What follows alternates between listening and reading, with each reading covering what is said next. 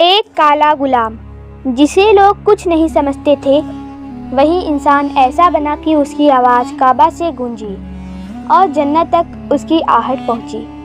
یہ ہے حضرت بلال ابن رباح کی دل ہلا دینے والی کہانی۔ مکہ کی تپتی دھرتی، چاروں طرف ظلم، گھمنڈ اور مورتی پوجا کا دور تھا۔ غریبوں کی عزت نہیں تھی، غلاموں کو انسان نہیں سمجھا جاتا تھا۔ اسی دور میں ایک انسان تھے، حضرت بلال ابن رباح۔ وہ حبشہ ابیسینیہ نسل سے تھے، رنگ سانولا، شریر مضبوط، لیکن سماج میں انہیں صرف غلام مانا جاتا تھا۔ ان کے مالک کا نام امیہ بن خلف تھا، جو بہت ظالم اور گھمنڈی آدمی تھا۔ لیکن اللہ جب کسی کو اونچا کرنا چاہتا ہے تو دنیا کی کوئی طاقت اسے روک نہیں سکتی۔ جب حضرت محمد صلی اللہ علیہ وسلم نے لوگوں کو توحید کی دعوت دینا شروع کی کہ اللہ ایک ہے، وہی پیدا کرنے والا ہے، اسی کی عبادت کرو، تو بہت کم لوگ ایمان لائے۔ ان شروعاتی لوگوں میں حضرت بلال ابن رباح بھی تھے۔ انہوں نے جیسے ہی کلمہ پڑھا، ان کے دل کو سکون مل گیا۔ اب وہ جانتے تھے کہ اصلی مالک کوئی انسان نہیں، صرف اللہ ہے۔ لیکن یہ خبر جب ان کے مالک امیہ بن خلف تک پہنچی تو وہ آگ ببولا ہو گیا۔ اس نے کہا، تو میرے ہوتے ہوئے محمد پر ایمان لایا؟ لیکن بلال چپ رہے، ان کے چہرے پر ڈر نہیں تھا۔ پھر شروع ہوا ظلم کا ایسا دور جسے سن کر آج بھی دل کانپ اٹھتا ہے۔ مکہ کی جلتی ہوئی ریت، دوپہر کی دھوپ، آسمان سے آگ برس رہی تھی۔ ایسے وقت میں امیہ بن خلف نے بلال کو کپڑے اتروا کر ریت پر لٹا دیا۔ ان کے ہاتھ پیر باندھ دیے گئے، سینے پر اتنا بڑا پتھر رکھا گیا کہ سانس لینا مشکل ہو جائے۔ پھر کہا گیا، محمد کو چھوڑ دے، ہمارے دیوتاؤں کو مان لے۔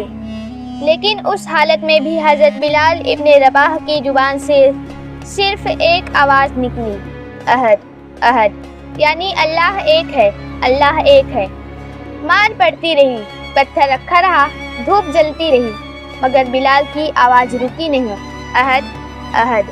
مکہ کی گلیوں میں لوگ تماشا دیکھتے تھے، کچھ ہنستے تھے، کچھ حیران ہوتے تھے، لیکن بلال کا ایمان پہاڑ بن چکا تھا۔ جب حضرت ابو بکر رضی اللہ عنہ نے یہ منظر دیکھا تو ان کی آنکھوں میں آنسو آ گئے۔ انہوں نے امیہ بن خلف سے کہا، اس بیچارے پر رحم کرو۔ امیہ ہنسا اور بولا، اگر اتنا درد ہے تو خرید لو اسے۔ حضرت ابو بکر صدیق رضی اللہ عنہ نے ترنت بڑی قیمت دے کر بلال کو خرید لیا اور اسی وقت اسے آزاد کر دیا۔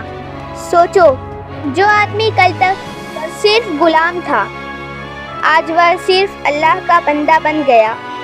جب مسلمان مدینہ پہنچے اور اسلامی سماج بننے لگا تو نماز کے لیے لوگوں کو بلانے کا طریقہ طے ہونا تھا۔ تب اذان کا حکم آیا اور حضرت محمد صلی اللہ علیہ وسلم نے اس کام کے لیے چنا حضرت بلال ابن رباح کو۔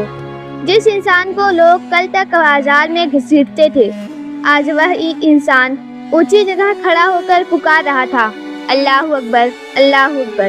ان کی آواز میں ایسا اثر تھا کہ لوگوں کے دل پگھل جاتے تھے۔ وقت بدلا، سال گزرے اور وہ دن آیا جب مسلمان فتح کے ساتھ مکہ میں داخل ہوئے۔ کبھی یہی شہر بلال کو ریت پر گھسیٹتا تھا، آج اسی شہر کے بیچوں بیچ کعبہ کی چھت پر چڑھ کر اذان دینے کا سامان کسے ملا؟ حضرت بلال ابن رباح کو۔ وہ کعبہ کی چھت پر کھڑے ہوئے اور ان کی آواز گونجی، اللہ اکبر، اللہ اکبر۔ کئی گھمنڈی سے جھک گئے۔ دنیا نے دیکھ لیا کہ اللہ جسے چاہے اونچا کر دے۔ ایک دن حضرت محمد صلی اللہ علیہ وسلم نے ان سے پوچھا، اے بلال، مجھے بتاؤ، تم کون سا عمل زیادہ کرتے ہو؟ میں نے جنت میں تمہارے قدموں کی آہٹ سنی ہے۔ بلال نے عرض کیا، یا رسول اللہ صلی اللہ علیہ وسلم، میں جب بھی وضو ٹوٹتا ہے پھر وضو کر لیتا ہوں اور 2 رکعت نماز پڑھ لیتا ہوں۔ یہ سن کر صحابہ حیران رہ گئے۔ جب حضرت محمد صلی اللہ علیہ وسلم کا وصال ہوا تو حضرت بلال ابن رباح کا دل ٹوٹ گیا۔ وہ اذان دینے کھڑے ہوتے، لیکن جیسے ہی کہتے اشہدو انا محمد رسول اللہ، ان کی آواز بھر جاتی، آنسو بہنے لگتے اور اذان پوری نہ کر پاتے۔ انہوں نے اذان چھوڑ دی کیونکہ انہیں اپنے پیارے نبی کی یاد برداشت نہیں ہوتی۔ آخری یادگار اذان کئی سال بعد جب وہ مدینہ آئے، لوگوں نے گزارش کی کہ ایک بار اذان دے دیجیے۔ جب بلال نے اذان شروع کی تو سارا مدینہ رو پڑا۔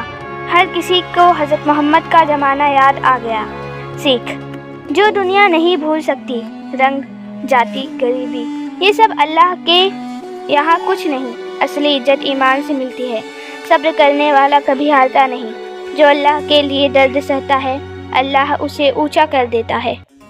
کل تک لوگ انہیں غلام کہتے تھے، آج دنیا انہیں عزت سے یاد کرتی ہے۔ حضرت بلال ابن رباح رضی اللہ تعالیٰ عنہ۔ یہ ویڈیو پسند آئے تو پلیز ایک لائک کریں اور ایسے ہی اسلامک ویڈیوز دیکھنے کے لیے ہمارے چینل نور کہانی آفیشیل کو سبسکرائب کرنا نہ بھولیں۔ السلام علیکم۔